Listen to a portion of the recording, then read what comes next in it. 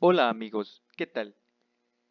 La ley de senos y la ley de cosenos son utilizadas en la resolución de triángulos oblicuángulos, que son aquellos triángulos en los cuales ninguno de sus ángulos son rectos.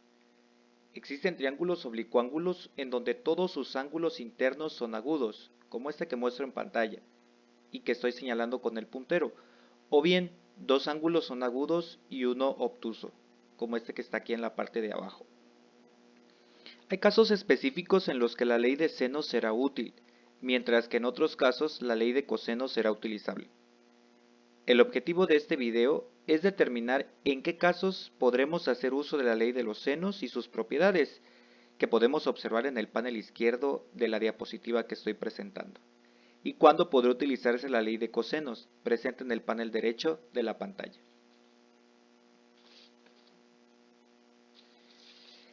En la ley de senos, como es sabido, se cumple que las longitudes de los lados son proporcionales a los senos de los ángulos opuestos, pudiendo observar igualdades como las que se muestran en pantalla, donde se realizan cocientes entre los lados y sus respectivos senos y los respectivos senos de los ángulos opuestos. Mencionar que esta propiedad es netamente conmutativa, en donde puede ser representado el lado sobre el valor del seno del ángulo opuesto o viceversa, pero siempre guardando el orden. Ahora bien, ¿cuándo es posible usar la ley de senos? La ley de senos se aplica cuando los datos que se conocen son, para efectos de este video llamaremos caso 1, cuando se cuenta con dos ángulos y un lado, que es el ejemplo que estoy señalando con el puntero en este momento, en donde para ejecutar la resolución se halla la medida del tercer ángulo aplicando el teorema de la suma de los ángulos internos de un triángulo, y los datos que faltan aplicando esta ley que se llama ley de senos. En el caso 2, es donde tenemos dos lados conocidos y el ángulo opuesto a uno de ellos. En este caso se utiliza la ley de senos para encontrar uno de los ángulos que faltan y determinar si tiene solución.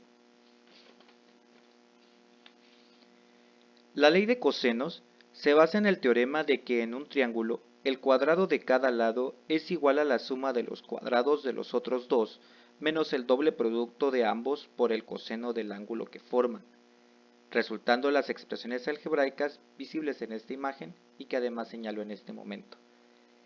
¿En qué casos es aplicable la ley de cosenos? Caso 1. Cuando se conocen los tres lados del triángulo oblicuángulo, como por ejemplo el que se muestra en pantalla con la nomenclatura caso 1. Y también es posible aplicarla cuando son conocidos dos lados y el ángulo comprendido entre ellos, en donde se puede obtener el valor de los tres ángulos por medio de dicha ley. Y aquí tenemos la nomenclatura caso 2, en donde señalamos los dos lados y el ángulo comprendido entre ellos.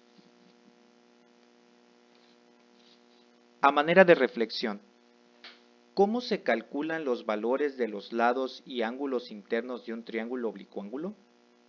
Los elementos de un triángulo oblicuángulo son los tres ángulos, llamados generalmente A, B y C en mayúscula, y los tres lados respectivos opuestos a los anteriores, denominados como A, B y C en minúscula.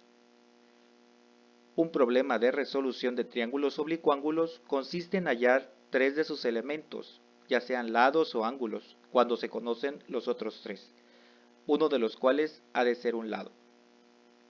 Para lograr lo anterior, se utilizan las siguientes propiedades. La primera de ellas es la suma de los ángulos de un triángulo, que ya sabemos que da como resultado 180 grados. Al igual que el teorema del seno o ley del seno y el teorema del coseno o ley de coseno, que hemos visto en el desarrollo de esta presentación. Gracias por su atención y no olvides dejar tu comentario. Mi nombre es Santiago Aceituno Medina. Hasta pronto.